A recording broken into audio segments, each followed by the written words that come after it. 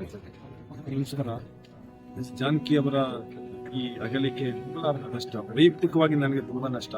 ಈಗ 10 ವರ್ಷಗಳ ಹಿಂದೆ ಜಾನಕಿ ಅವರಿಗೆ ಮೈಸೂರು ವಿಶ್ವವಿದ್ಯಾನಿಲಯದಿಂದ ಗೌರವ ಡಾಕ್ಟರೇಟ್ ಬಂದಿದ್ರು. ಅದಾದ ನಂತರ ಜಾನಕಿ ಅವರು ಮೈಸೂರಿಗೆ ಬಂದೇ ಇರಲಿಲ್ಲ.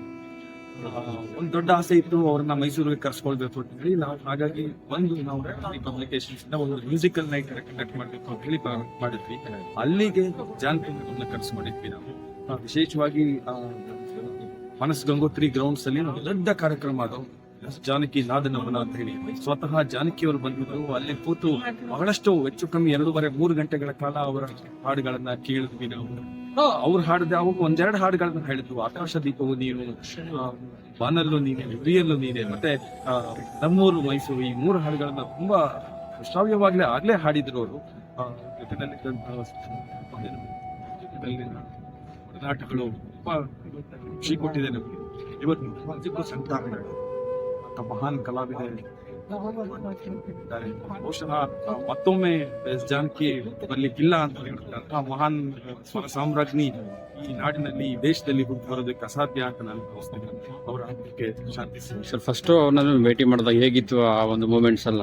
ನಾವು ಫಸ್ಟ್ ಬೆಂಗಳೂರಿನಲ್ಲಿ ಅವ್ರನ್ನ ಭೇಟಿ ಮಾಡಿದ್ವಿ. ಬೆಂಗಳೂರಿನಲ್ಲಿ ಭೇಟಿ ಮಾಡಿದಾಗ ನಾವು ಹೋದಾಗ ಬಹಳ ಸುಮಾರು ಒಂದು 15-20 ನಿಮಿಷ ನಾವು ಸುಮ್ಮನೆ ಕೂತಿದ್ವಿ. ಯಾಕೆ ಸುಮ್ಮನೆ ಕೂತಿದ್ವಿ ಅಂತ ಆಮೇಲೆ ಹೇಳಿದ್ರು. ಜಾನಕಮ್ಮ ತುಂಬಾ ಶಿಸ್ತಾಗಿ, ಯಾರು ಬಂದ್ರು ತುಂಬಾ ಶಿಸ್ತಾಗಿ ಇಟ್ಕೊಂಡು ಬರ್ತಾ ಇದ್ರು. ಆಗ ಬಂದಾಗ ಪಕ್ಕದಲ್ಲಿ ಕೂತ್ಕೊಂಡು ತುಂಬಾ ಪ್ರೀತಿಯಿಂದ ಮಾತಾಡ್ಸಿದ್ರು ನಮ್ಗೆ. ಅವ್ರು ಮಾತಾಡ್ಸ್ಬೇಕಾದ್ರೆ ಕೈ ಹಿಡ್ಕೊಂಡು ಮಾತಾಡಿಸ್ತಾರೆ.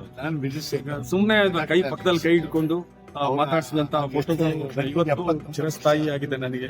ಇದೊಂದು ನನ್ನ ಬದುಕಿನ ಅತ್ಯಂತ ಅವಿಸ್ಮರಣೀಯ ಕ್ಷಣಗಳಲ್ಲಿ ಒಂದು.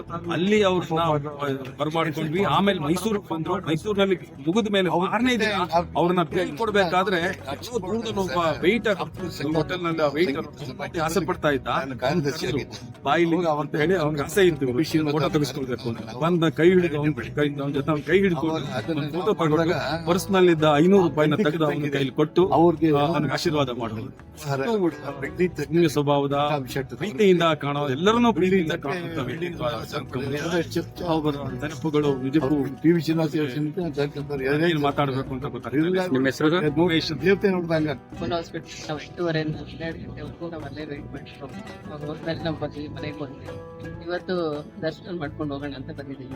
ಅವರ ಅಭಿಮಾನಿಗಳು ನಾವು ಎಲ್ಲಾ ಹಾಡುಗಳನ್ನ ಕೇಳಿದ್ದೀವಿ. ತುಂಬಾ ಇಷ್ಟ ಜಾನಕಿ. ಅವ್ರ ಬಗ್ಗೆ ಇಷ್ಟಪಡ್ತಾರೆ. ಇಲ್ಲಿ ಇನ್ನೊಂದ್ ಸ್ವಲ್ಪ ಅವ್ರನ್ನೆಲ್ಲ ಇದ್ ಮಾಡಿ ಅವ್ರಿಗೆ ಪ್ರಶಸ್ತಿ ಕೊಡೋದು ಏನೋ ಮಾಡ್ಬೋದು. 7 ವರ್ಷದಿಂದ ಇಲ್ಲ ಇದ್ರು ಅಂತ ನಮ್ಗೆ ಈಗಲೇ ಗೊತ್ತಾಗಿ ಗಮನ ಕೊಡ್ಬೇಕಿತ್ತು ಹೆಸರುಗಳಾಯ್ತಲ್ಲ. ಅವಾಗೆಲ್ಲ ಅವ್ರನ್ನ ಮಾಡ್ಬೋದು, ಅವ್ರನ್ನ ಕರೆಸಿ ಸನ್ಮಾನ ಮಾಡ್ಬೋದಾಯ್ತು.